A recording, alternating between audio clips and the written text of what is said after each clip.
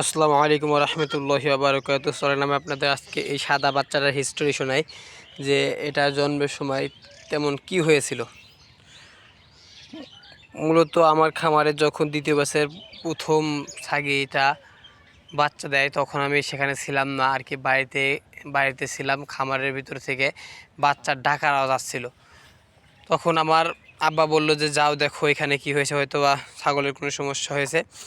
তখন আমি গিয়ে দেখি যে মূলত এই কালো বাচ্চাটা হয়ে আছে, এটাই মূলত চিকটা করছিল।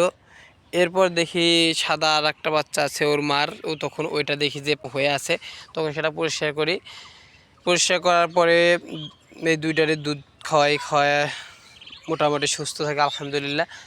কিন্তু এরপর ভাবে হয়তো আর কোনো বাচ্চা হবে না, ওর মা শুলো দেয় না তেমন প্রথম অবস্থা যেহেতু, সেজন্য ওর দুধ পানায় ফেলি, পানায় শাল দুধ পানায় মূলত এই দুটাকে খাওয়াই। এরপরে ঠিক আধা ঘন্টা 40 মিনিট পরে গিয়ে এই বাচ্চাটা হয় একদম ছোট। ভাবছিলাম মৃত, কিন্তু দেখি যে না, হালকা নড়তেছে। এরপর মুখে ফু দিয়ে যাই হোক শীতের ভিতর হিটিং বাল্বের তলে দিয়ে বিভিন্নভাবে পরিচর্যা করে মায়ের উলান থেকে দুধ টান দিয়ে এক চামচ করে হালকা হালকা হয় ওইরকমভাবে নিয়ে 2-3 ঘন্টা, রাতে 2-3 ঘন্টা ওকে মেহনত করে দেখি হালকা সুস্থ।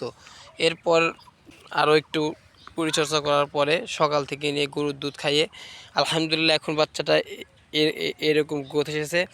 যাই হোক আল্লাহ পাক যে বাঁচায় রাখছে, এই তো আল্লাহ পাকের লাখ লাখ শুকরিয়া আলহামদুলিল্লাহ। আল্লাহ পাক যে ওর হায়াতের মধ্যে বরকত দিয়েছেন, এটাই আমার কাছে আলহামদুলিল্লাহ। এটা একটা পাঠির বাচ্চাগুলোর জন্য দোয়া করবেন, আর হালাল ব্যবসার জন্য দোয়া করবেন। আর যারা ছাগল সংক্রান্ত সকল তথ্য পেতে আমার ইউটিউব চ্যানেলটি সাবস্ক্রাইব করে পাশে থাকবেন। আসসালামু আলাইকুম ওয়া রাহমাতুল্লাহি ওয়া বারাকাতুহু।